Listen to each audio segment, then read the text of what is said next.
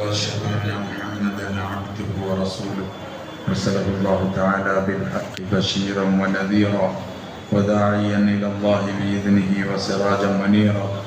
اللهم صل على محمد وعلى آل محمد كما صليت على إبراهيم وعلى آل إبراهيم إنك حميد مجيد. اللهم ألهمنا مراشد أمورنا وأعذنا من شرور أنفسنا ومن سيئات أعمالنا. أعوذ بالله من الشيطان الرجيم. بسم الله الرحمن الرحيم.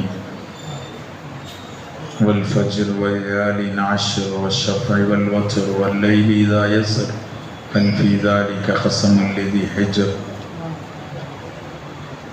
ബഹുമാനമുള്ള മുഅ്മിനീങ്ങളെ, സഹോദരന്മാരെ, സ്നേഹിതന്മാരെ, അല്ലാഹു സുബ്ഹാനഹു വ തആല നമ്മളെ ഒരുമിച്ച് കൂടലിനെ കബൂലാക്കുമാറാവട്ടെ. നമ്മുടെ എല്ലാ തിന്മകളെയും നന്മകളാക്കാൻ പടച്ചവനിരുത്തത്തെ കാരണമാക്കുമാറാവട്ടെ. അല്ലാഹു സുബ്ഹാനഹു വ തആല മനുഷ്യർക്ക് ചില സന്ദർഭങ്ങൾ, ചില അവസരങ്ങൾ അല്ലാഹുമായി അടുക്കാനുള്ള അവസരങ്ങളെ അല്ലാഹു തആല ഒരുക്കി കൊടുക്കും. ചില സമയങ്ങളെക്കാൾ ശ്രേഷ്ഠത ഉണ്ടാവും. ചില ദിവസങ്ങളെക്കാൾ ശ്രേഷ്ഠത ഉണ്ടാവും. ചില മാസങ്ങളെക്കാൾ ശ്രേഷ്ഠത ഉണ്ടാവും. ചില സ്ഥലങ്ങളെക്കാൾ ശ്രേഷ്ഠത ഉണ്ടാവും. ഇതൊക്കെ അല്ലാഹു തആല വെച്ചത് മനുഷ്യരതിൻ്റെ അവസ്ഥകളെ കണ്ടറിഞ്ഞ് അവർക്ക് അല്ലാഹുവിലേക്ക് അടുക്കാനും അവനെ സ്വന്തമാക്കാനുള്ള വഴികളാണ്. സത്യത്തിൽ നബി സല്ലല്ലാഹു അലൈഹി വസല്ലം തങ്ങളുടെ കാലഘട്ടം ഉത്തമ കാലഘട്ടമാണ്. ഖൈറുൽ ഖുറൂനാണ്. മാസങ്ങളിൽ ശ്രേഷ്ഠമായത് റമദാനാണ്. ദിവസങ്ങളിൽ ശ്രേഷ്ഠമായത് വെള്ളിയാഴ്ചയാണ്. ഇതേപോലെ ചില സന്ദർഭങ്ങളെ അല്ലാഹു തആല ശ്രേഷ്ഠമാക്കി വെച്ചിട്ടുണ്ട്. അതിൽ വളരെ ശ്രേഷ്ഠമായ 10 ദിവസങ്ങളാണ് ദുൽഹിജ്ജയുടെ ആദ്യത്തെ 10കൾ. വൽ ഫജ്ർ വലയാലിൻ അശ്ർ വശഫഇ വൽ വത്ർ എന്ന് പറയുന്ന വിശുദ്ധ ഖുർആന്റെ സത്യം ഈ ദിവസങ്ങളെ കുറിച്ചാണ്. വലയാലിൻ അശ്ർ എന്ന് പറഞ്ഞാൽ 10 രാത്രികൾ തന്നെയാണ് സത്യം എന്നർത്ഥം. എന്ന് വെച്ചാൽ ദുൽഹിജ്ജയുടെ ഈ 10 രാത്രികൾ, ഈ 10 ദിവസങ്ങൾ, രാത്രി മാത്രമല്ല, അതിൻ്റെ ഫജ്റും അതിൻ്റെ ദിവസവും ഏറ്റവും ശ്രേഷ്ഠമായതാണ്. നബി സല്ലല്ലാഹു അലൈഹി വസല്ലം തങ്ങൾ ഹദീസിലുണ്ട്, മനുഷ്യർക്ക് അല്ലാഹുവിൻ്റെ അടുക്കൽ ഏറ്റവും ശ്രേഷ്ഠമായ ദിവസം അത് ദുൽഹിജ്ജയുടെ 10 ദിവസങ്ങളാണ്. ഉലമാക്കൾ എത്രത്തോളം എഴുതിയിട്ടുണ്ടെന്ന് പറഞ്ഞാൽ, ലൈലത്തുൽ ഖദ്ർ കഴിച്ചാൽ പിന്നെ റമദാനിലെ ദിവസത്തിനേക്കാളും ശ്രേഷ്ഠമായ ദിവസമാണ് ഈ ദുൽഹിജ്ജയുടെ 10 ദിവസങ്ങൾ. അത്രത്തോളം ഉലമാക്കൾ അഭിപ്രായം പറയുന്നത്. റമദാനിൻ്റെ അവസാനത്തെ 10 ശ്രേഷ്ഠമായതാണ്. പക്ഷേ ദുൽഹിജ്ജയുടെ 10 അത് അമലുകളിൽ ഏറ്റവും ശ്രേഷ്ഠമായതാണ്. എന്നുവെച്ചാൽ ഏറ്റവും കൂടുതൽ അമൽ ചെയ്യാൻ പറ്റിയ, അള്ളാഹുവിനോട് ഏറ്റവും ശ്രേഷ്ഠമായി ഒരുപാട് പ്രതിഫലം ലഭിക്കുന്ന ദിവസങ്ങളാണ് സത്യത്തിൽ ഈ ദുൽഹിജ്ജയുടെ 10 ദിവസം. ഇന്ന് ദുൽഹിജ്ജ 2ാമത്തെ ദിവസമാണ്. ഇന്നത്തെ ദിവസത്തിൻ്റെ അമലുകൾക്ക് ഇതിനു മുമ്പുള്ള മാസങ്ങളുടെ ദിവസത്തിൻ്റെ അമലുകളെ പോലെയല്ല എന്നാണ് ഉലമാക്കൾ എഴുതുന്നത്. അതുകൊണ്ട് സൽക്കർമ്മങ്ങൾ ചെയ്ത് അല്ലാഹുവുമായി ഏറ്റവും അടുക്കേണ്ട ദിവസങ്ങളാണ് ഇത്. ചില ഉലമാക്കൾ എഴുതുന്നുണ്ട്, മൂസ അലൈഹി സ്വലാത്തു വസ്സലാമിനോട് അല്ലാഹു തആല തൂരി സീനയിലേക്ക് സംസാരിക്കാൻ വേണ്ടി ചെല്ലാൻ വേണ്ടി പറഞ്ഞപ്പോൾ നോമ്പ് അനുഷ്ഠിക്കാൻ വേണ്ടി പറഞ്ഞു. ഒരു 30 ദിവസം നോമ്പ് അനുഷ്ഠിച്ചു. പിന്നീട് പറഞ്ഞു ഇനി 10 കൂടി പൂർത്തിയാക്കാൻ. ഫതമ്മ മീഖാതു റബ്ബി എന്ന് പറയുന്നുണ്ട്, 40 ദിവസം പൂർത്തിയാക്കിയെന്ന്. ആ അവസാനത്തെ 10 ദുൽഹിജ്ജയുടെ 1 മുതൽ 10 വരെയുള്ള ദിവസമായിരുന്നു എന്ന് ചില ഉലമാക്കൾ മുഫസ്സിരീങ്ങൾ പറയുന്നുണ്ട്. എന്ന് വെച്ചാൽ അത്ര പ്രാധാന്യമുള്ള അതും കൂടി പൂർത്തിയാക്കാൻ വേണ്ടി പറഞ്ഞു. അതുകൊണ്ട് വളരെ പ്രാധാന്യമുള്ള ദിവസങ്ങളിലൂടെയാണ് നമ്മൾ കടന്നു പോകുന്നത്. ഉലമാക്കൾ അതിന് പല വ്യാഖ്യാനങ്ങളും പറയുന്നുണ്ട്. എന്താണ് ഈ ദിവസം ഇത്ര പ്രത്യേകത ഉള്ളത്? അതിന് പറയുന്ന ചില കാര്യങ്ങൾ, ഇസ്ലാമിൻ്റെ 5 കാര്യങ്ങൾ അത് പൂർത്തിയാക്കാൻ പറ്റിയ ഒരു മാസമാണ് 10 ദിവസമാണ് ഇത്. എന്ന് വെച്ചാൽ ഷഹാദത്ത് കലിമ അതെപ്പോഴും പറ്റും, നിസ്കാരം എപ്പോഴും പറ്റും, നോമ്പ് എപ്പോഴും റമദാനിനെ പറ്റുള്ളൂ. പക്ഷെ നമുക്ക് നോമ്പ് ഈ മാസത്തിൽ എടുക്കാം, സുന്നത്തായ നോമ്പുകൾ. അതേപോലെ തന്നെ സക്കാത്ത് കൊടുക്കാൻ പറ്റും, പക്ഷേ ഹജ്ജ് ചെയ്യാൻ പറ്റില്ല മറ്റു മാസങ്ങളിൽ. ഈ ദിവസങ്ങളിൽ ഹജ്ജും ചെയ്യുക. ഹജ്ജിന്റെ ഏറ്റവും പ്രധാനപ്പെട്ട ദിവസങ്ങൾ അറഫ, അത് ഈ 10 ദിവസങ്ങളിൽ ഒരു ദിവസമാണ്. പിന്നെ ജംറയിൽ എറിയുന്ന ദിവസവും അതേപോലെ മിനയിൽ 8 നിൽക്കുന്നതും ഒക്കെ ഈ 10ന്റെ ഉള്ളിലാണുള്ളത്. അതുകൊണ്ട് ഹജ്ജ് അറഫ നിൽക്കലോട് കൂടി അത് പൂർത്തിയാവുമല്ലോ. അതുകൊണ്ട് ഇസ്ലാം പൂർത്തിയാക്കാൻ പറ്റുന്ന 10 ദിവസങ്ങളാണ് എന്ന് പറഞ്ഞ് ചില ഉലമാക്കൾ അതിനങ്ങനെ വ്യാഖ്യാനം ചെയ്യുന്നത്. എന്തായാലും അല്ലാഹു തആല ചില രാത്രികളെയും പകലുകളെ കൊണ്ടും സത്യം ചെയ്യണമെങ്കിൽ അതിനെന്തെങ്കിലും അള്ളാഹുവിന്റെ അടുക്കൽ വിലയില്ലാതിരിക്കൂല. അതുകൊണ്ട് ഈ ദിവസങ്ങളെ സാധാരണ ദിവസം പോലെ ആയി കാണരുത്. ഈ ദിവസത്തിൽ നമുക്കൊരു പ്രത്യേക ധാരണ, നോമ്പൊലിക്കൽ മാത്രമാണ് ഏറ്റവും ദിവസത്തിന്റെ പ്രാധാന്യം ഉൾക്കൊള്ളാൻ പറ്റുന്നത് എന്ന് നമ്മൾ ചിന്തിക്കരുത്. നോമ്പ് മാത്രമല്ലുള്ളത്, നിസ്കാരം പറ്റും, ഖുർആന്റെ തിലാവത്ത് പറ്റും, അള്ളാഹുവിന്റെ ദിക്ർ പറ്റും. ദിക്ർ ഏറ്റവും വലിയ അമലാണ്. ദിക്ർ ഏറ്റവും വലിയ അമലാണ്. അള്ളാഹുവിന്റെ അടുക്കൽ ഏറ്റവും ഇഷ്ടപ്പെട്ട അമൽ, അളവ് പറയാത്ത അമലും കൂടിയാണ് ദിക്ർ. എന്നാണ് ഖുർആൻ പറഞ്ഞത്. അതുകൊണ്ട് അള്ളാഹുവിന്റെ ദിക്റിന് പറ്റിയ സമയമാണ്. സമ്പത്ത് ചെലവഴിക്കൽ അത് അമലുകളിൽ ഏറ്റവും പ്രധാനപ്പെട്ട അമലാണ്. അല്ലാഹു തആല ഖുർആനിൽ എവിടെയെങ്കിലും അമലുകൾ പറഞ്ഞ കൂട്ടത്തിൽ കാര്യമായി പറയുന്ന ഒരു അമലാണ്. നിസ്കാരം കഴിഞ്ഞാൽ ഉടനെ പറഞ്ഞ ഒരു അമലാണ് സമ്പത്ത് ചെലവാക്കുക എന്ന് പറഞ്ഞത്. അത് പറയുന്നുണ്ടോ? എല്ലാ സ്ഥലത്തും പറയുന്നുണ്ടോ? അതുകൊണ്ട് ഇത് ഏറ്റവും കൂടുതൽ സമ്പത്ത് ചെലവാക്കാൻ പറ്റുന്ന, ദിക്ർ ചെയ്യാൻ പറ്റുന്ന, ഖുർആൻ ഓതാൻ പറ്റുന്ന, നോമ്പനുഷ്ഠിക്കാൻ പറ്റുന്ന, എല്ലാത്തിനും പറ്റിയ അമലുകൾ ചെയ്യുന്നേ. സാധാരണ ദിവസമുള്ള ദുഹാ പോലല്ല ഈ 10 ദിവസത്തിന്റെ ദുഹാക്കുള്ള പ്രത്യേകത. അതുകൊണ്ട് അമലിൽ സജീവമാവാനുള്ളതാണ് ഈ 10 ദിവസം എന്ന് പറഞ്ഞത്. അതുകൊണ്ട് ഇതിന്റെ വില നമ്മൾ മനസ്സിലാക്കണം. മാത്രവുമല്ല, ഇതിൽ നമ്മൾ സാധാരണഗതിയിൽ പറയാറുണ്ട് ഉദഹിയത്ത്, അതിനെ നിയത്ത് വെച്ച് ദുൽഹജ്ജ് 1 മുതൽ അത് ഉദഹിയത്ത് നിയത്ത് വെച്ച ആൾക്ക്, ആരാണോ ഉദഹിയത്ത് അറക്കുന്നത് അവർക്ക് നഖം വെട്ടാനോ മീശ വെട്ടാനോ ഒന്നും പറ്റൂല, രോമങ്ങൾ കളയാൻ പറ്റൂല. ദുൽഹജ്ജ് 1 ആയിക്കഴിഞ്ഞാൽ അവർക്ക്, ഒരു വീട്ടുകാരന് പകരം ഒരാള് ഒരു ഗൃഹനാഥനെ അർത്താൽ മതിയാവും. അദ്ദേഹത്തിന് ഭാര്യ ഉണ്ട്, മക്കളുണ്ട്. ആ വീട്ടുകാരനെ അറക്കുന്നുണ്ടെങ്കിൽ ആരാണോ അറക്കാൻ നിയത്ത് ചെയ്ത് അയാൾക്ക് എന്തായാലും അയാൾ നഖം വെട്ടാനും മറ്റുള്ളതും പാടില്ല. ഇങ്ങനത്തെ ഹാജിമാരോട് മുശാബഹത്തുള്ള, ഹാജിമാരോടുള്ള ഒരു സാദൃശ്യത ഉള്ളത് പോലെ 10 ദിവസം കഴിയാൻ സത്യത്തിൽ ഹാജിമാര് അതിൻ്റെ ഒരവസ്ഥകളിലേക്ക് എത്തി. അവരുടെ ഇഹ്റാമിലേക്കും ഹജ്ജിന്റെ അമലുകളിലേക്കും പ്രവേശിച്ചു. ആളുകൾ ഇഫ്രാദൊക്കെയായി ഹജ്ജിന് വേണ്ടി ഇഹ്റാം കെട്ടി പുറപ്പെടാൻ തുടങ്ങി. ഒരിപ്പോഴും ഹജ്ജിന്റെ അമലിലാണുള്ളത്. പിന്നെ ഹജ്ജിന് വേണ്ടി ഡയറക്റ്റ് ഇഹ്റാം ചെയ്ത ആൾക്കാർ യാത്ര തുടങ്ങി. അപ്പൊ ഇപ്പോഴും ഒരു ഹജ്ജിലാണുള്ളത്. അതുകൊണ്ട് ഹജ്ജിന്റെ അമലുകളുടെ ചാലുവായി. അതുകൊണ്ട് ഒരു ഉയർന്ന സമയങ്ങളാണ് നമ്മൾ കടന്നു പോകുന്നത്. ഇതിനെ പാഴാക്കരുത്, ഇതിനെ നമ്മൾ അശ്രദ്ധയിലായി കളയരുത്. പെരുന്നാൾ എന്നൊക്കെ പറഞ്ഞാൽ നമ്മൾ ഇറച്ചി തിന്ന് ചോറ് വെച്ചിട്ട് പുതിയ തുണിയും കുപ്പായിട്ട് നടക്കാനുള്ളതാണെന്ന് മാത്രം വിചാരിക്കരുത്.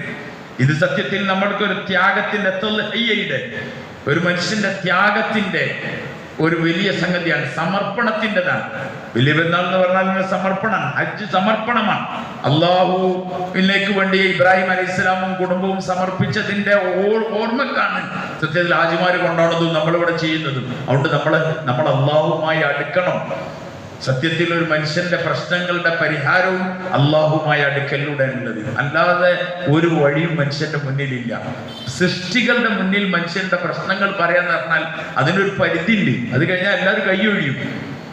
ആർക്ക് നമ്മുടെ പ്രശ്നങ്ങൾ തീർക്കാൻ പറ്റും? നമ്മളെ പ്രശ്നങ്ങളെ തീർക്കാൻ പറ്റുന്ന ഒരേ ഒരാൾക്ക് മാത്രമേ ഉള്ളൂ. അത് നമ്മുടെ റബ്ബായ, നമ്മുടെ സൃഷ്ടാവായ, നമ്മളെ പരിപാലകനായ, നമ്മളെ ഖാലിക്കായ, മാലിക്കായ അള്ളാഹുവിന് മാത്രമേ സാധിക്കുള്ളൂ. അതുകൊണ്ട് അള്ളാഹുമായുള്ള ബന്ധത്തെ ഊട്ടി ഉറപ്പിക്കാനുള്ളതാണ് ഈ പ്രത്യേക വരുന്ന ദിവസങ്ങളൊക്കെ. പെരുന്നാളിന്റെ ദിവസം അതേപോലെയാണ്, ഉദ്ഹിയത്തും അതേപോലെ തന്നെയാണ്. അറഫയുടെ നോമ്പ് വരുന്നുണ്ട് ഇതിനിടയിൽ. അടുത്ത വെള്ളിയാഴ്ച അറഫന്റെ നോമ്പാണ്. വ്യാഴാഴ്ച നോമ്പ് വിൽക്കാം, തിങ്കളാഴ്ച നോമ്പ് വിൽക്കാം. സുന്നത്തായ നോമ്പുകളാണ്. നമ്മുടെ ഹാജിമാർക്ക് മക്കയിൽ ഒരു അറഫയിൽ ഒരുമിച്ച് കൂടുന്നത് സത്യത്തിൽ വ്യാഴാഴ്ചയാണ്. നമുക്ക് വ്യാഴാഴ്ച സുന്നത്ത് നോമ്പ് നോൽക്കാം, ഈ വരുന്ന തിങ്കളാഴ്ച നോൽക്കാം, അതിനിടയിലുള്ള ദിവസവും നോൽക്കാം, നോമ്പുകൾ നോൽക്കാം, അമലുകൾ ചെയ്യാം. അള്ളാഹുവിലേക്ക് അടുക്കാനുള്ള ശ്രമം നടത്തിക്കൊണ്ടിരിക്കുക ഏറ്റവും പ്രധാനപ്പെട്ട കാര്യമാണ്. അള്ളാഹുവിനെ സ്വന്തമാക്കാനുള്ള അമലുകൾ. നോമ്പ് സത്യത്തിൽ അറഫയോടുള്ള മനുഷ്യന്റെ ഒരു ബന്ധമാണ്. അറഫയിലുള്ള ആളുകളോട് നബി തങ്ങൾ സല്ലല്ലാഹു അലൈഹി വസല്ലം തങ്ങൾ ആ അമലുകളും അതിന്റെ കാര്യങ്ങളിലുമായി, അറഫയിൽ നിൽക്കുന്നവർക്ക് നോമ്പ് സുന്നത്തില്ല. ബാക്കിയുള്ളവർക്കൊക്കെ, പുറത്തുള്ള ആളുകൾക്ക്, അറഫയിൽ അല്ലാത്തവർക്കൊക്കെ പ്രബലമായ സുന്നത്താണ് അറഫ നോമ്പ്. പ്രബലമായ സുന്നത്താണ്. പക്ഷെ ഇതിന് ചിലപ്പോൾ സാധാരണ അത്ര വലിയ അംഗീകാരം കിട്ടിക്കൊള്ളുന്നില്ല. മനുഷ്യര് ഉള്ളതിന് അംഗീകാരം കൊടുക്കാൻ ഭയങ്കര മടിയാണ്. ഏതെങ്കിലുമൊക്കെ ഒരു ചെറിയ എക്കച്ചക്ക ഉണ്ടെങ്കിൽ അതിന് ഭയങ്കര പ്രൊമോഷൻ ആയിരിക്കും, ഭയങ്കര പ്രൊമോട്ട് ചെയ്യും ആൾക്കാർ, സകലനും നോക്കും.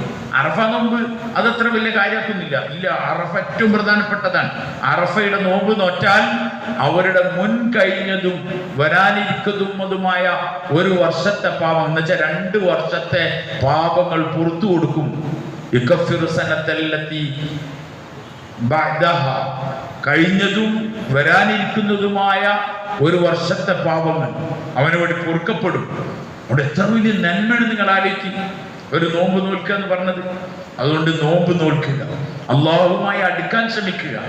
എന്തെല്ലാം അമലുകൾ, ഖുർആന്റെ തിലാവത്ത് അത് ഏറ്റവും പ്രധാനപ്പെട്ടതാണ്. നമ്മൾ സത്യത്തിൽ ഇന്ന് മനുഷ്യർ അമലുകളിൽ നിന്ന് വളരെ പിന്നിലാണുള്ളത്. ഖുർആൻ ഓതാൻ ആർക്കും നേരമില്ല. മുമ്പൊക്കെ കാരണന്മാർ ഇസ്ലാമിന്റെ ഇടയിലൊക്കെ കുറച്ച് ഖുർആൻ ഓതിയിരുന്നു. ഇന്ന് ചെറുപ്പക്കാർക്ക് നേരമില്ല. എല്ലാവരും ഫോണും മൊബൈലും പരിപാടിയൊക്കെ ഇങ്ങനെ നടക്കുകയാണ്. ഖുർആൻ ഓതാൻ നേരമില്ല, ദിക്റിന് നേരമില്ല, ഒന്നിനും നേരമില്ല. അള്ളാഹുവിന്റെ കോപം മനുഷ്യരിൽ ഇറങ്ങും, ദുരന്തങ്ങളായി മാറും. പിന്നെ മനുഷ്യർ കൈകടിച്ചിട്ടും വേവലാതിപ്പെട്ടിട്ടും പ്രശ്നങ്ങൾ ഉണ്ടായിട്ടൊന്നും കാര്യമില്ല. ആകാശത്ത് നിന്ന് വരുന്നതും ഭൂമിയിൽ നിന്ന് വരുന്നതൊക്കെ മനുഷ്യർക്ക് എന്തെങ്കിലും പ്രയാസങ്ങൾ ഉണ്ടാകുകയാണെങ്കിൽ അത് അവരുടെ കർമ്മങ്ങളുടെ, അവരുടെ ചെയ്തികളുടെ ഫലമായിട്ടല്ലാതെ ഖുർആൻ ഒരു സ്ഥലത്തും നല്ലത് പറഞ്ഞത് പല സ്ഥലത്തും പറയുന്നുണ്ട്. മനുഷ്യർ ചെയ്യുന്ന അവരുടെ കർമ്മഫലങ്ങളാണ്.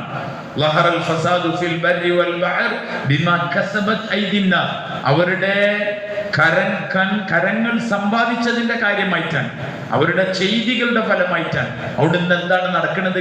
ആകാശത്തേക്ക് കയറിപ്പോണ അമലുകൾ എന്താണ് നിങ്ങൾ ആലോചിച്ച് നോക്കി. ഏത് വീട്ടിൽ നിന്നാണ് നല്ല അമല് കയറാനുള്ളത്? ഏത് വീട്ടിൽ നിന്നുള്ളത്? ഒറ്റക്ക് ആലോചിച്ച് നോക്കി. നമ്മൾ ഓരോരുത്തരും വീടെടുത്ത് നോക്കി. നമ്മളാണല്ലോ ഇപ്പൊ നാട്ടിൽ നല്ല തീയിലുള്ള ആൾക്കാർ. നമ്മളെ വീട്ടിൽ നിന്ന് എന്താ അമലാണ് ആകാശ ലോകത്തേക്ക് പോകുന്നത്? ഖുർആൻ ഓതുണ്ടോ? ദിക്ർ ചെയ്യില്ലോ? വേറെ എന്തെങ്കിലും ഉണ്ടോ? നമ്മളെ വീട്ടിൽ നിന്നില്ലെങ്കിൽ പിന്നെ ബാക്കിയുള്ളവരുടെ വീട്ടിൽ നിന്ന് അവസ്ഥ എന്തെങ്കിലും അമലുകളില്ല. പിന്നെ അള്ളാഹുവിന്റെ ഭാഗത്തുള്ള നടപടി വരുമ്പോൾ നമ്മൾ അതിനെ അട്ടഹസിച്ചിട്ടും അതിനു വേണ്ടി വേറെ പ്ലാനുകളും പദ്ധതികളൊന്നും ഉണ്ടാക്കിയിട്ടൊന്നും കാര്യമില്ല. അതുകൊണ്ട് അമലുകളിലേക്ക് തിരിയും. കുട്ടികൾക്ക് അമൽ പരിചയമില്ല, ചെറുപ്പക്കാർക്ക് അമൽ പരിചയമില്ല, പ്രായങ്ങൾക്ക് അമലുകൾ പരിചയമില്ലാതായി, ഖുർആൻ ഓതാൻ ആൾക്ക് നേരമില്ലാതായി, ദിക്ർ ചെയ്യാൻ ആൾക്കാർക്ക് നേരമില്ലാതായി. അതുകൊണ്ട് ദിക്റുകൾ പതിവാക്കി, അള്ളാഹുവിന്റെ സ്മരണ നിലനിർത്തി, ഖുർആന്റെ തിലാവത്ത് ചെയ്യും, ദാനധർമ്മങ്ങൾ ചെയ്യും. ഒരു മനുഷ്യൻ ചെയ്യുന്ന അമലുകളിൽ അള്ളാഹുവിന്റെ ഏറ്റവും വില ഉള്ളത് രഹസ്യമായി മനുഷ്യൻ ചെയ്യുന്ന ധർമ്മമാണ്. അതിന്റെ തൂക്കത്രയെന്ന് ആർക്കാണ് അറിയാം? രഹസ്യമായി ഒരാളും അറിയാതെ മനുഷ്യൻ ധർമ്മം ചെയ്യാം. അള്ളാഹുവിന്റെ കോപത്തെ തണുപ്പിക്കാൻ ഇതിനേക്കാൾ വലിയ വേറൊരു മരുന്നില്ല. അള്ളാഹിന്റെ കോപം തണുക്കാനുള്ള ഏറ്റവും വലിയ മാർഗം രഹസ്യമായ ധർമ്മമാണ്. രഹസ്യമായ ധർമ്മം അതുവഴിയെ അള്ളാഹുവിന്റെ കോപം നമ്മളെ മേൽ, നമ്മുടെ ദുശ്ചെയ്തികൾ കാരണമായിട്ടുള്ള കോപങ്ങളെ കെടുക്കാനുള്ള മാർഗമാണ് രഹസ്യമായ ധർമ്മം എന്ന് റസൂലുള്ളാഹി സ്വല്ലല്ലാഹു അലൈഹി വസല്ലം പറഞ്ഞു. അതുകൊണ്ട് അമലുകളിലേക്ക് സജീവമാവണം. അതുകൊണ്ട് നമ്മൾ അമൽ ചെയ്യണം. ലക്ഷക്കണക്കിന് ഹാജിമാർ ഒരേ ഒരു മൈതാനിയിൽ അന്ന് മദീനത്ത് ഹാജിമാരുണ്ടാവില്ല, അന്ന് മക്കത്തും ഹാജിമാരുണ്ടാവില്ല. എല്ലാ ഹാജിമാരുള്ളത് അറഫയുടെ മൈതാനത്താണ്. 25 ലക്ഷം ഉണ്ടെങ്കിൽ 25 ലക്ഷം അവിടെ കണ്ടാണ്. കാരണം കുറച്ച് ആൾക്കാർ മദീന സിയാറത്തിന് പോയതാണ്, കുറച്ച് ആൾക്കാർ തായിഫിക്ക് ഇറാൻ ചെയ്യാൻ പോയതാണ്. ആ ഒരു പരിപാടിയില്ല. ഈ മുഴുവൻ 25 ലക്ഷം അല്ലെങ്കിൽ 30 ലക്ഷം ഉണ്ടെങ്കിൽ 30 ലക്ഷവും ഉണ്ടാവുന്ന ഒരു സ്ഥലം അത് അറഫയാണ്. അറഫയിൽ വിട്ടാൽ പിന്നെയും ആൾക്കാർ മലയിലെത്തും. അറഫയിൽ ഒരു തുണി പൊറച്ച്, ഒരു തുണി ഉടുത്ത് എതുക്കോ ദിക്കുന്നു വന്ന മനുഷ്യർ ഒരു മൈതാനത്ത് ഒരുമിച്ച് കൂടാണ്, ആണും പെണ്ണൊക്കെ. എന്നിട്ട് ളുഹ്ർ മുതൽ മഗ്രിബ് വരെയുള്ള സമയം ദുആയിൽ കഴിയാൻ അങ്ങനെ കൈപൊന്തിച്ചിട്ട് കരയുന്നുണ്ടാവും ഹാജിമാർ. അറഫയിൽ എത്ര തുള്ളി കണ്ണുനീർ വീഴും. മനുഷ്യൻ അവന്റെ അവസ്ഥകളെ മറന്ന്, പരിസരം മറന്ന് കരയുന്ന ഒരു ദിവസമാണ് അറഫന്റെ ദിവസം, യൗം അറഫ. അന്നത്തെ ദിവസം സത്യത്തിൽ നമ്മളും ഈ ലക്ഷക്കണക്കിന് കൈകൊണ്ടുമ്പോഴും ലക്ഷക്കണക്കിന് കണ്ണുനീരുകൾ ഉറ്റുമ്പോഴും അതിന്റെ കൂട്ടത്തിൽ നമ്മളും നമ്മളെ പടച്ചവന്റെ മുമ്പിൽ ഏതെങ്കിലും ഒരു മൂലയിൽ ഇരുന്ന് കൈ പൊന്തിച്ച് നമ്മളെ പടച്ചവനോട് നമ്മൾ ദുആ ചെയ്യാൻ സമയം കണ്ടില്ലെങ്കിൽ പിന്നെ എന്തിനാണ് നമുക്ക് ഭൂമിയിൽ നേരുള്ളത്? എന്തിനാണ് നമുക്ക് നേരുള്ളത്? അതുകൊണ്ട് നമ്മൾ അല്ലാഹുവിലേക്ക് തിരിയുക. ലക്ഷക്കണക്കിന് ഹാജിമാർ ഒരേ സമയം, നമുക്ക് സാധാരണ അറിയാം, ലക്ഷക്കണക്കിന് മനുഷ്യർ കൂടുമ്പോൾ അവിടെ ഒക്കെ ഉണ്ടാകുന്ന സാധനം വള വെക്കാൻ ആളുണ്ടാവും, കുട വെക്കാൻ ആളുണ്ടാവും, അത് വെക്കാൻ ആളുണ്ടാവും, വെള്ളം വെക്കാൻ ആളുണ്ടാവും, ഫുഡ് വെക്കാൻ ആളുണ്ടാവും, കൂൾ ഡ്രിങ്ക്സ് വെക്കാൻ ആളുണ്ടാവും. നിങ്ങൾ അറഫയെ നോക്കിയാൽ ഇതൊന്നും വെക്കാൻ ആരും ഉണ്ടാവില്ല. അറഫ് മാള് കൂടുന്നിടത്ത് മനുഷ്യൻ പൈസ ഉണ്ടാക്കാൻ നോക്കും. പക്ഷെ അവിടെ പൈസ ഉണ്ടാക്കുന്ന തിരക്കിലല്ല മനുഷ്യനുള്ളത്. ജീവിതത്തിന്റെ ഓരോരോ അവസ്ഥകളിൽ ചെയ്തു കൂട്ടിയ തിന്മകളുടെ മാറാപ്പുകൾ ഓരോന്നോരോന്നെടുത്ത് തീയിലേക്കിട്ട് വേസ്റ്റുകൾ കത്തിക്കുന്നത് പോലെ കണ്ണുനീർത്തുള്ളികളെ കൊണ്ട് തിന്മകളുടെ പാപങ്ങളുടെ ഭാരങ്ങൾ കഴുകാൻ മനുഷ്യർ ഓരോരുത്തരും. നമുക്ക് അത്ഭുതകരമായ രംഗം പറഞ്ഞ സ്ത്രീകളൊക്കെ ഉണ്ടാവും. ഓരോ മൂലയിൽ ഭാര്യ ഭർത്താവോടെ ഒരുമിച്ച് വന്നേക്കും. എന്നിട്ട് പെണ്ണുങ്ങളുടെ ഒറ്റക്കിരുന്ന് കരീനി, ഭാര്യ ഭർത്താവിന്റെ വേറെ ഒറ്റക്കിരുന്ന് കരീനി. ഓരോ മനുഷ്യനും ഒറ്റക്കൊറ്റക്ക് അല്ലാഹുവിലേക്ക് കരയുന്ന സമയം. ആ സമയം നമ്മൾ ഗഫലത്തിലായാലോ? അല്ലാഹു തആലക്ക് ഏറ്റവും ഇഷ്ടപ്പെട്ട ദിവസം, ഇത്ര പാപങ്ങൾ പൊറുക്കണ വേറൊരു ദിവസം ലോകത്തില്ല. ലൈലത്തുൽ ഖദ്ർ പോലും ഇല്ല. അറഫയുടെ ദിവസം അന്ന് ഹാജിമാർക്ക് അല്ലാഹു പുറത്തു കൊടുക്കുന്നത് പോലെ അന്നത്തെ ദിവസം അല്ലാഹു പുറത്തു കൊടുക്കും. ശൈത്താൻ അന്ന് തലയിൽ മണ്ണ് വാരിയിട്ട് ഒപ്പാരി വെച്ച് കരയും എന്ന് റസൂലുള്ളാഹി സ്വല്ലല്ലാഹു അലൈഹി വസല്ലം പറഞ്ഞു. എന്തിന്? മനുഷ്യർക്ക് പാപങ്ങൾ പുറത്തു കൊടുക്കണ കണ്ടിട്ട്. ഒരാളുടെ ബാക്കിൽ ശൈത്താൻ ഇങ്ങനെ നോക്കി നടന്ന് ഗ്യാപ്പ് നോക്കിയിട്ട് പാപങ്ങൾ ചെയ്യിപ്പിക്കാൻ, മനുഷ്യന്റെ ദുർബല നിമിഷങ്ങളെ മുതലെടുത്ത് അവനെ തിന്മകൾ ചെയ്യിപ്പിച്ച് നരകത്തിലേക്ക് ഇങ്ങനെ വലിയ ആൾക്കൂട്ടങ്ങളെ തെളിച്ചു കൊണ്ടുപോകുന്ന ആ വലിയൊരു സംഘത്തിന് ഒരു ദിവസം കരയുന്നതോടുകൂടി ആ മനുഷ്യന്റെ പാപങ്ങൾ ഒന്നായിട്ട് പുറത്തു കൊടുക്കാൻ ഇത് പിശാച് കാണാണ്. 50 കൊല്ലം 60 കൊല്ലം 70 കൊല്ലമൊക്കെ തിന്മ ചെയ്ത മനുഷ്യർക്ക് ഒന്നായിട്ട് പുറത്തു കൊടുക്കുന്നത് കാണുമ്പോൾ പിശാചിനെ എങ്ങനെ സഹിക്കും? അന്നത്തെ ദിവസം പൊറുക്കുന്നത് പോലെ വേറൊരു ദിവസം പൊറുക്കൂല എന്ന് റസൂലുള്ളാഹി സ്വല്ലല്ലാഹു അലൈഹി വസല്ലം പറഞ്ഞു. അത്ര പാവങ്ങൾ പൊറുക്കും. അന്ന് മാപ്പിന്റെ മഗ്ഫിറത്തിന്റെ വിശാലമായ കവാടം അടിമകൾക്ക് നേരെ തുറന്നിടുമ്പം നമുക്ക് അല്ലാഹുവോട് ചോദിക്കാൻ നേരമില്ല എന്ന് പറഞ്ഞാൽ പിന്നെ ഏത് അല്ലാഹുവിനെ നമ്മൾ വിശ്വസിക്കുന്നത്? ഏത് ആഖിറത്തിലേക്ക് പോകാനാണ് നമ്മൾ ഒരുങ്ങുന്നത്? അതുകൊണ്ട് ഉറപ്പായിട്ടും നമ്മൾ സമയം കണ്ടെത്തണം. നമ്മൾ അല്ലാഹുവിന്റെ മുമ്പിൽ പൊട്ടണം, അല്ലാഹുവിന്റെ മുമ്പിൽ കരയണം, അല്ലാഹുവിന്റെ മുമ്പിൽ കരയണം. ആ കരച്ചിൽ അത് അല്ലാഹുവിന്റെ അടുക്കൽ വലിയ സ്ഥാനമുള്ളതാണ്. അല്ലാഹുവിന്റെ അടുക്കൽ വലിയ സ്ഥാനം ഉണ്ടാവും. അല്ലാഹു തആല ചേർക്കും നമ്മളെ. അല്ലാഹ് ഇഷ്ടമാണ്. ഇതവിടെ അടിമകൾ ദ്വാരക്കണ കണ്ടിട്ട് അവരും ദ്വാരക്കാണ്. ഇന്നത്തെ ദിവസം എന്റെ കരുണ പ്രതീക്ഷിച്ചു.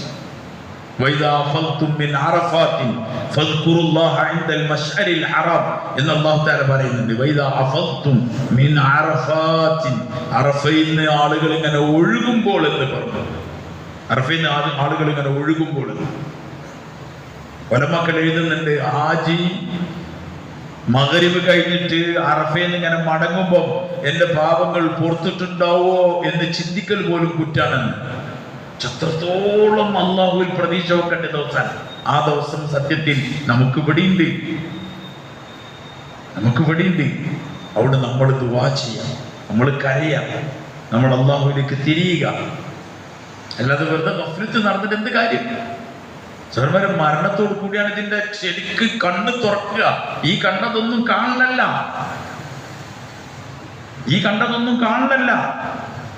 ഇത് കാണുന്നത് വേറെ സംഗതി ഉണ്ട്.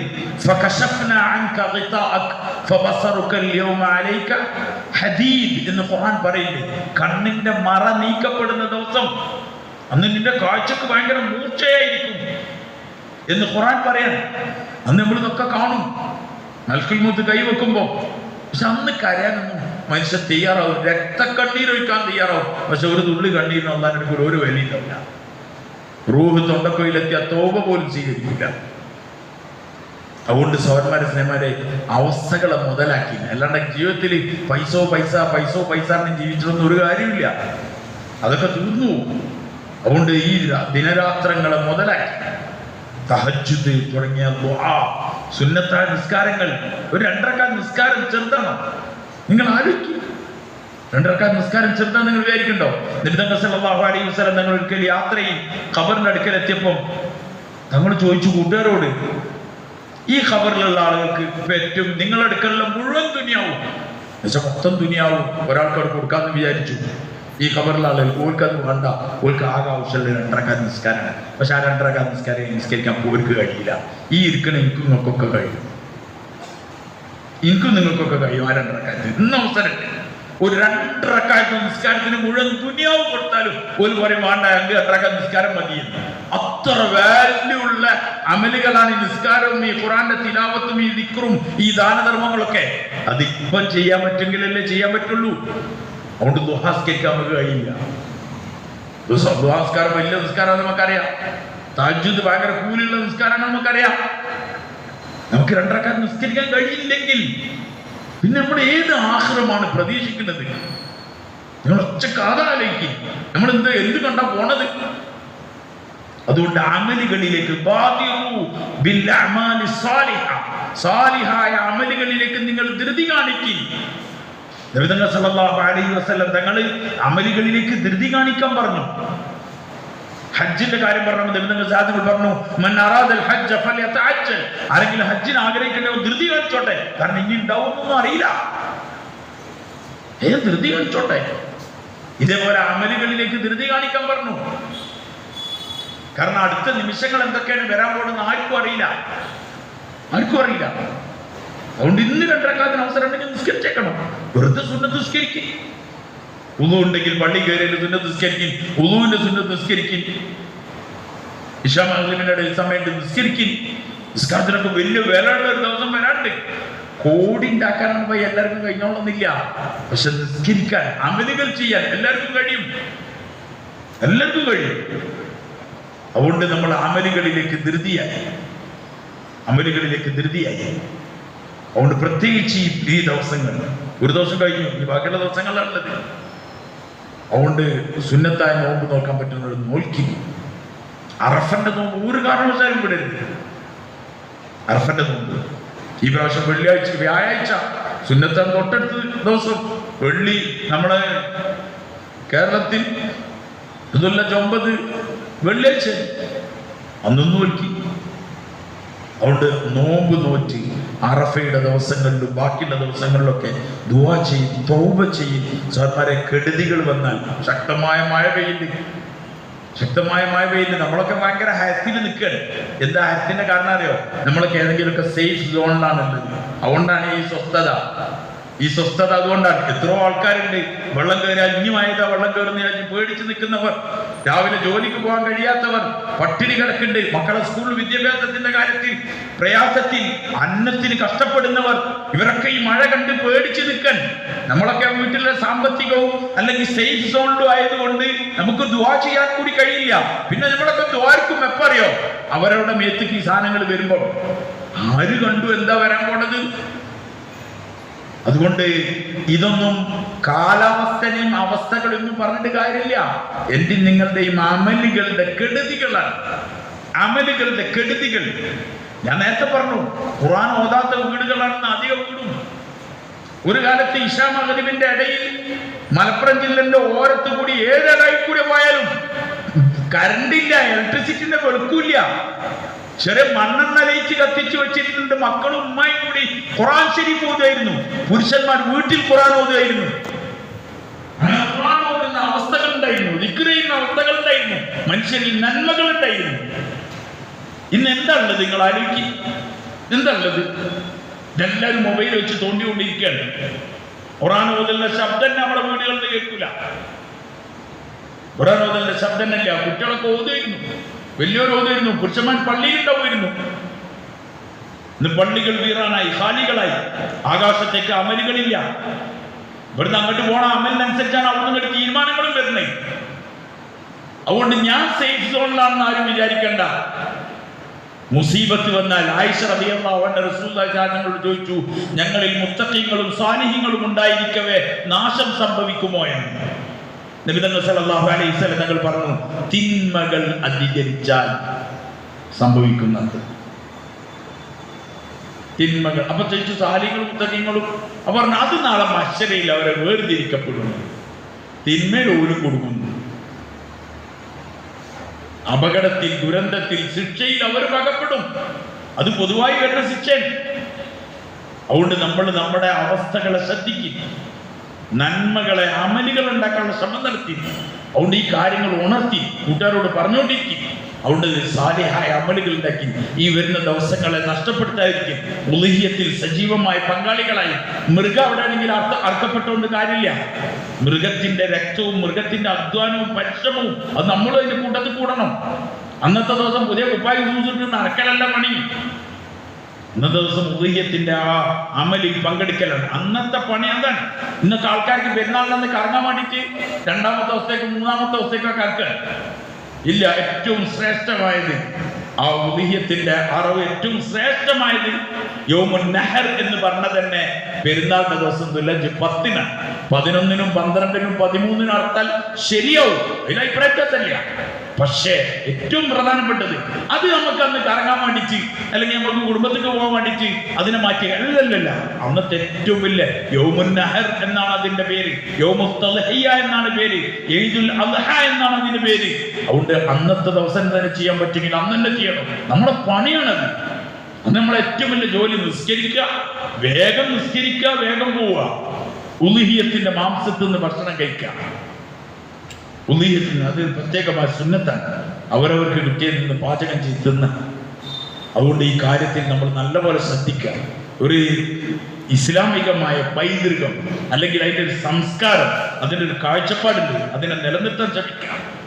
അല്ലാണ്ട് ഏതെങ്കിലുമൊക്കെ കോലത്തിൽ നമ്മളെ അവസ്ഥകൾക്കനുസരിച്ച് മാറിയാൽ അവസാനം ഈ അമലുകളൊക്കെ ഇല്ലാതായി പോവും.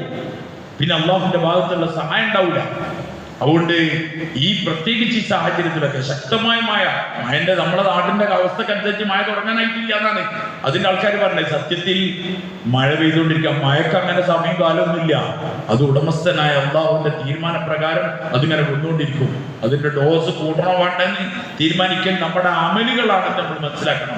അല്ലാതെ ഒന്നുമല്ല. കടലിലും കരയിലും ഉണ്ടാകുന്ന മുഴുവൻ കുഴപ്പങ്ങൾക്കും കാരണം മനുഷ്യന്റെ കർമ്മഫലമാണ്, മനുഷ്യരുടെ ദുശ്ചെയ്തികളാണ്. ഇന്നെന്തൊക്കെയാണ് നടക്കുന്നത് നിങ്ങൾക്കറിയല്ലോ. ആൺകുട്ടികളും പെൺകുട്ടികളും ചെറുപ്പക്കാരും വലിയവരും തന്താരും തള്ളാരും ആരും ഒഴിവായിട്ടില്ല.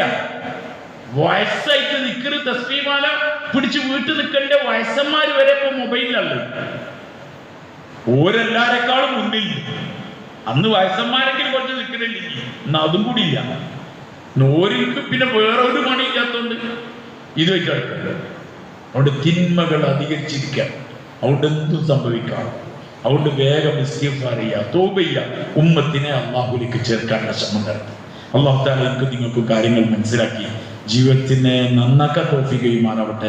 ഖൈറിന്റെ എല്ലാ വഴികളും പടച്ചവൻ നമ്മളിൽ എല്ലാവരിലേക്കും തുറന്നു തരുമാറാവട്ടെ. മുഴുവൻ ഹാജിമാർക്കും അള്ളാഹു ആഫിയത്തോടുകൂടിയുള്ള റാഹത്തിന്റെ മഖ്ബൂലും മബ്റൂറുമായ മർളിയായ പടച്ചവൻ തൃപ്തിപ്പെടുന്ന നിലയിലുള്ള ഹജ്ജിനും ഉംറക്കും സിയാറത്തിനെല്ലാം അവർക്ക് അള്ളാഹു ഭാഗ്യം നൽകുമാറാവട്ടെ. ഖൈറിന്റെ എല്ലാ വാദികളും അവർക്കും നമുക്കും അള്ളാഹു തുറന്നു തരാൻ ഈ വർഷത്തെ ഹജ്ജിനെ സബബാക്കുമാറാവട്ടെ. അൽഹംദുലില്ലാഹി റബ്ബിൽ ആലമീൻ. اللهم صل على محمد وعلى آل محمد وبارك وسلم عليه. ربنا ظلمنا أنفسنا وإن لم تغفر لنا وترحمنا لنكونن من الخاسرين. اللهم مغفرتك أوسع من ذنوبنا ورحمتك أرجى عندنا من أعمالنا. اللهم اكفنا بحلالك عن حرامك وأغننا بفضلك عمن سواك.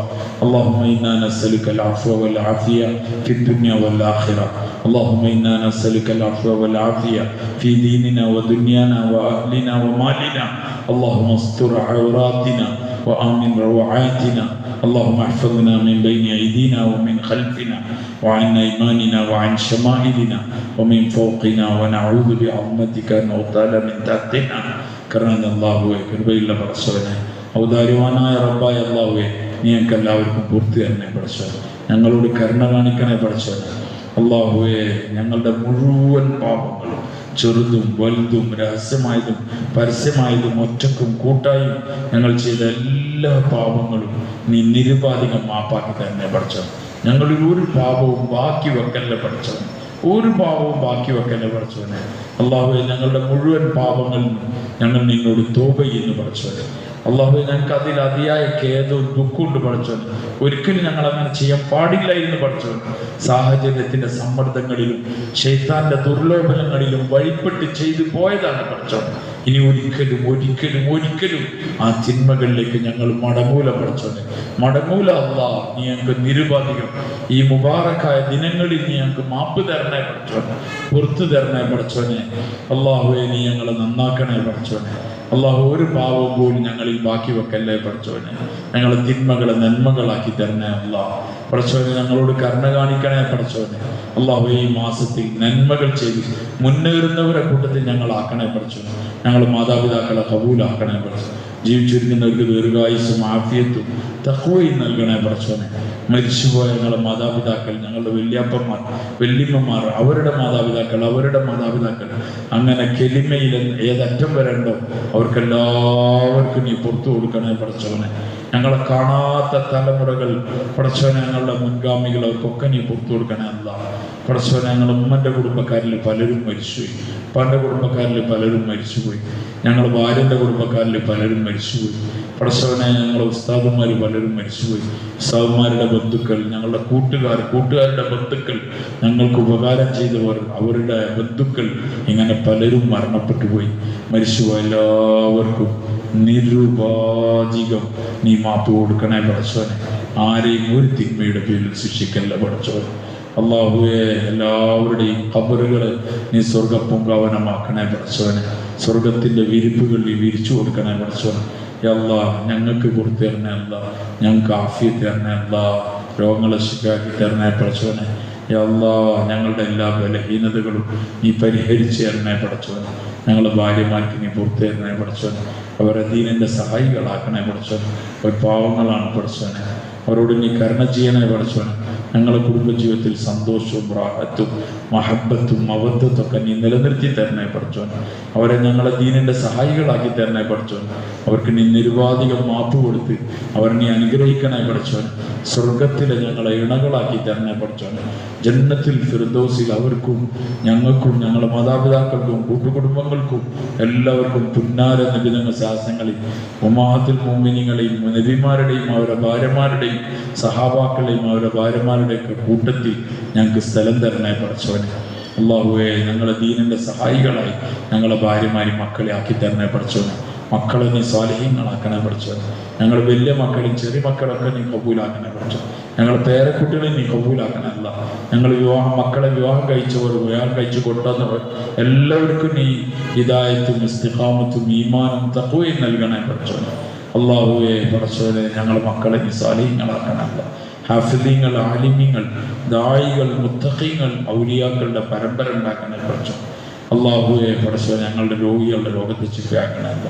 ഈ കൂട്ടത്തിൽ പലരും രോഗികളാണ് പഠിച്ചവൻ. ഞങ്ങൾക്കൊക്കെ ഒന്നല്ലെങ്കിൽ ഓരോ രോഗങ്ങളുണ്ട് പഠിച്ചു. ഒക്കെ നീ ആജിലായ മുസ്തമിറായ ശിഫാദരനായിരുന്നു. മരിക്കുന്നത് വരെ നല്ല ആഫിയത്ത് തരണേ പഠിച്ചവൻ.